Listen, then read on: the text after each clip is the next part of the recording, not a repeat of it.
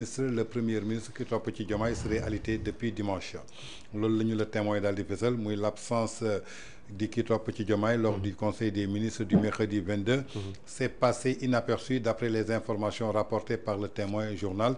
L'absence est marquée et suscité de vives spéculations dans le milieu politique dakarois.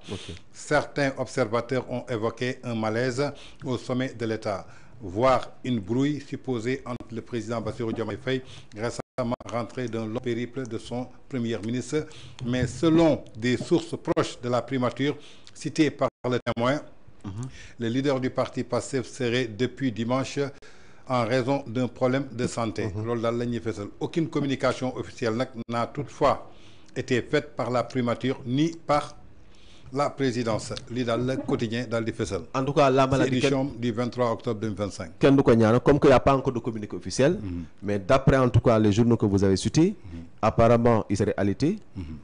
C'est notre autorité. Yàlla na ko jàmm delluwaat ci mission. mais par rapport ak yow li nga njëkk a wax.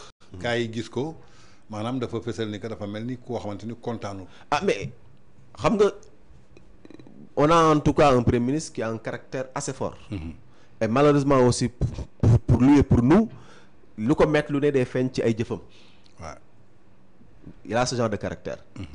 C'est le contraire au président de la République qui peut-être caractère am peut-être c'est plus discret.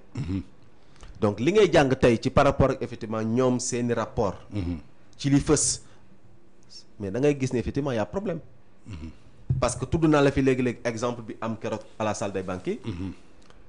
Pour plusieurs fois aussi gis nañ fi yeneen yoo xam ne xew na fi. nga gis ni effectivement quelque part pour deux personnes yoo xam ne entente am na. mise en forme am na seen diggante nii warta am. kon su amee rek y a quelque chose de non dit.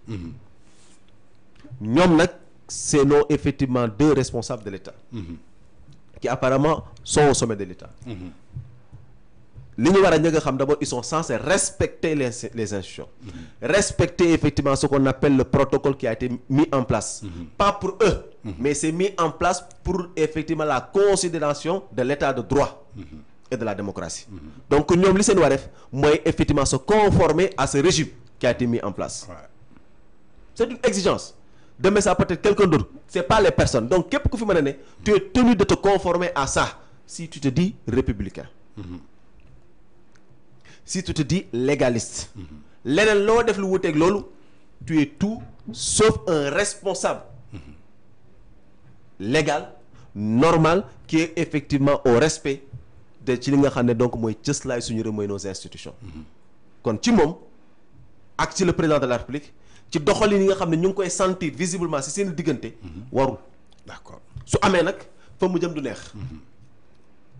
Su amee fa mu jëm du neex parce que n'oublions pas nous avons des élections très prochainement à moins d'1 an les élections locales. N'oublions pas au plan politique c'est le premier ministre ci ay waxam qui tient effectivement les rênes de l'Assemblée nationale. Même si bien sûr constitutionnellement le président de la République am na yeneen i voix. Mais politiquement c'est lui qui est assise sur les rênes de leur parti. Qui a peut-être un poids assez lourd dans l'État. Le président de la République peut-être limité rek état la. Kon cohabitation boobu dafa nar a metti. Est-ce que ça va durer ci lu ñu gis ñaanuñu ko yàlla.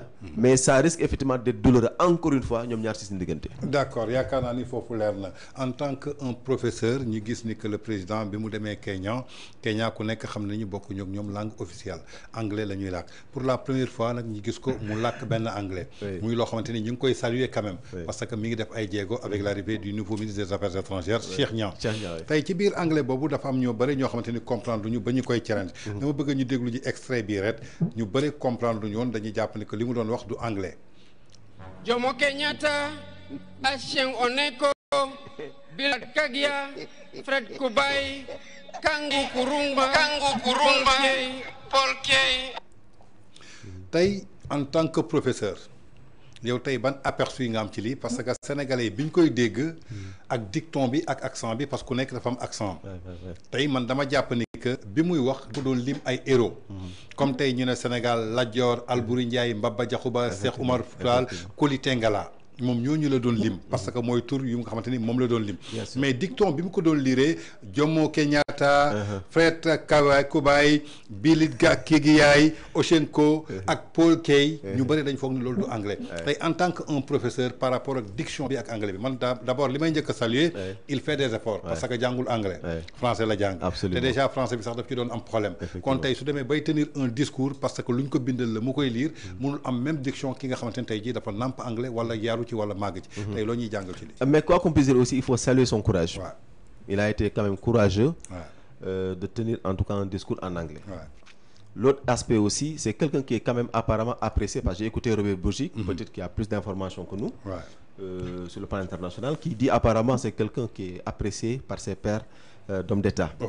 donc il est courageux vraiment de tenir ce discours-là aussi c'est au respect donc des comment ça s'appelle de la population de Kenya et des autorités de Kenya parce que mënoo ñëw ci ab réew quoi qu'on puisse aussi ils ont la langue officielle pour une cérémonie aussi solennelle peut-être nga ci wax français parce que ñëpp mën nañ laa bañ a bokk dégg donc je pense que pour la solennité de l'événement il fallait impérativement pour lui au moins pouvoir communier avec la population et montrer au moins visuellement qu'il a le respect par rapport aux événements douloureux qui ont quand même passé là-bas donc loolu am solo di ko rappeler leneen la aussi mooy sur le plan maternel c'est un Wolof c'est un Sérère voilà donc c'est normal aussi que l'accent yi accent bi génn accent Sérère bi c'est normal bi nga xamante ni tàmm ko xam nga tamit ñun Sénégal dañoo mën a peut-être cela mais il faut quand même qu'on cherche souvent dans nos discours aussi à euphémiser pour ne pas choquer pour man li ci am parce que waruñu ko mën a ñaawlu on doit comprendre et saluer quand même le courage qu'il a eu parce que quoi qu'on puisse aussi quelque part nous ne devons pas ma li ma la wax léegi rek